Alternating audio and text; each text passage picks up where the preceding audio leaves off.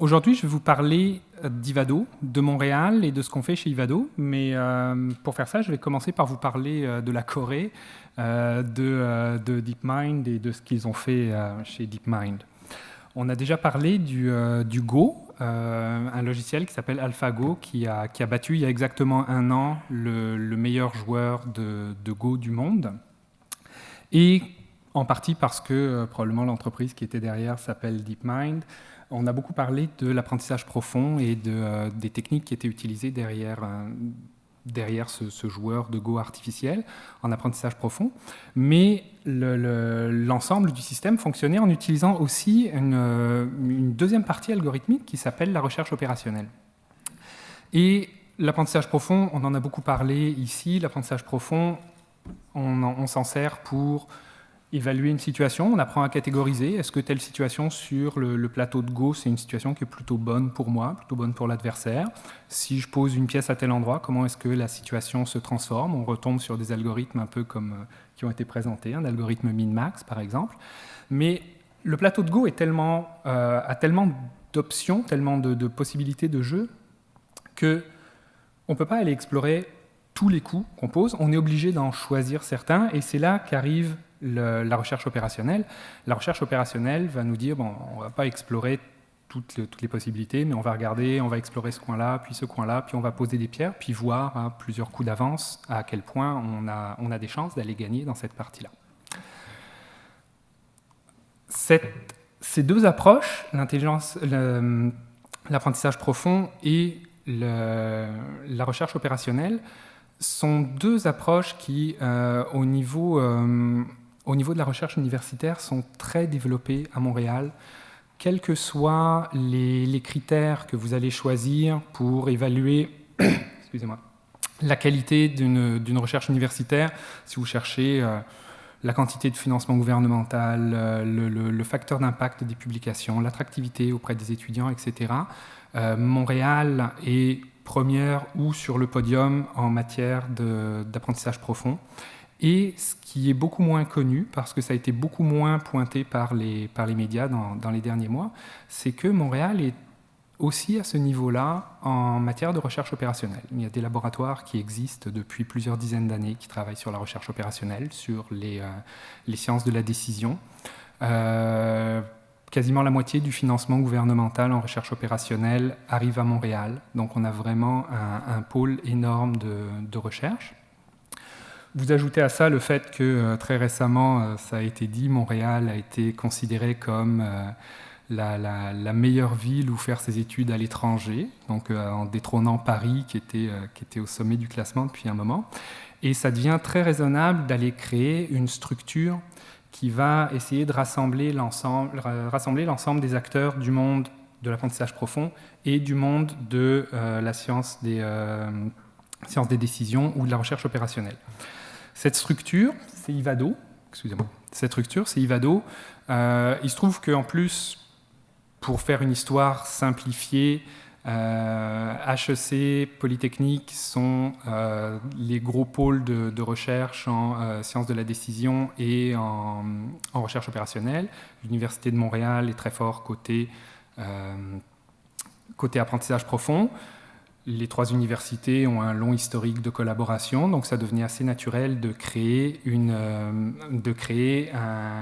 structure pour chapeauter un peu toutes ces recherches à ce niveau-là.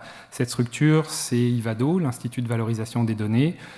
On est sous les feux médiatiques depuis septembre. Là, tous ceux qui vivent à Montréal ici n'ont pas pu nous rater. Enfin, en tout cas, je ne vois pas comment on peut avoir raté... Ça a commencé avec un financement gouvernemental de plus de 90 millions de dollars pour les 7 prochaines années. Tout de suite après, il y a eu tous les investissements de Google, Microsoft, etc. Et là-dedans, donc, à quoi on va servir Ivado? Alors je dis, que faisons-nous, qu'allons-nous faire? Parce qu'on a commencé à avoir notre financement il y a 3 mois. Les équipes ne sont pas complètes, il y a du monde à embaucher, on part au plus urgent. C'est anecdotique, mais j'ai raconté à plusieurs personnes dans la salle qui me donnent leur carte d'affaires. Je fais, excusez-moi, mais les cartes d'affaires, c'est vraiment pas une priorité pour nous en ce moment. Il n'y a personne qui s'en occupe parce qu'on a tellement d'autres choses à faire rouler. Donc, les objectifs, on a des objectifs en termes de formation.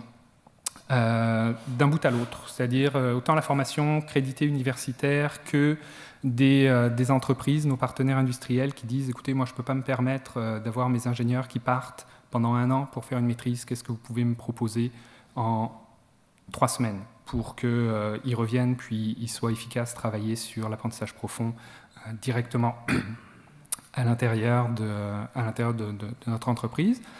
Aussi la formation créditée, maîtrise, doctorat, parce qu'on s'en va, on est déjà dans une pénurie de spécialistes avec des dynamiques qu'on a déjà vues sur la côte ouest américaine où un étudiant qui n'a même pas terminé sa maîtrise peut recevoir une offre dans les 6 chiffres, ça n'incite pas à finir sa maîtrise.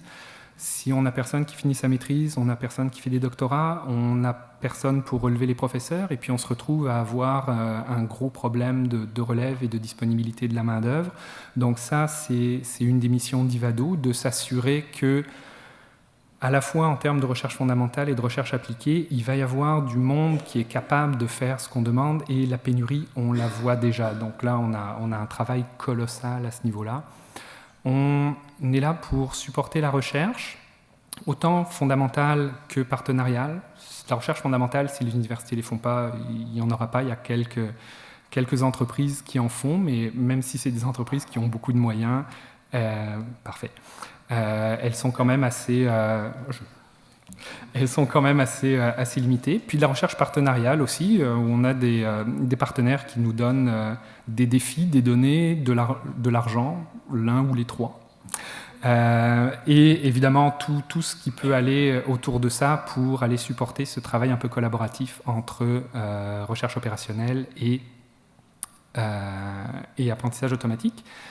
Et j'ai commencé sur le Go, je vais terminer sur les échecs, où il y a quelques années, un autre logiciel, programme, système, a battu Kasparov aux échecs. Et puis, une interprétation un peu superficielle pourrait être, c'est encore la machine plus forte que l'humain.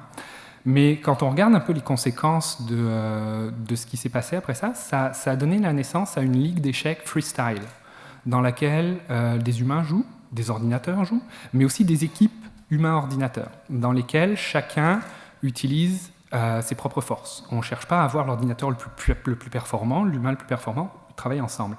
Et ces équipes qu'on appelle des centaures, assez souvent, sont, sans grande surprise, les meilleurs des ligues freestyle aux échecs. Les joueurs qui ont perdu au Go contre AlphaGo disent à peu près tous que ça les a rendus meilleurs joueurs. Le fait de se confronter à une intelligence qui était différente, le fait de se confronter à une façon de jouer différente les amène à réfléchir leur façon de travailler, à réfléchir leur façon de jouer, et les amène dans des endroits dans lesquels ils ne seraient jamais allés si c'était limité à jouer contre des humains et à jouer comme des humains. Et ce que je dis là, c'est quelque chose qui devrait être banal, parce qu'on le sait que quand on monte une équipe, si on monte une équipe avec juste des old white men, on n'a pas la meilleure équipe. Pour que l'équipe soit bonne, il faut qu'on ait des femmes, il faut qu'on ait des jeunes, il faut qu'on ait des gens de culture, de langues différentes. Et des villes comme Montréal ou comme Bruxelles ont beaucoup de chances de ce côté-là pour confronter tous leurs travaux à des cultures différentes, à des langues différentes. Et monter des équipes complexes comme ça, c'est des équipes dans lesquelles très naturellement les ordinateurs vont avoir leur place, pas comme des adversaires ou comme des compétiteurs, mais comme des partenaires utiles au sein d'une équipe.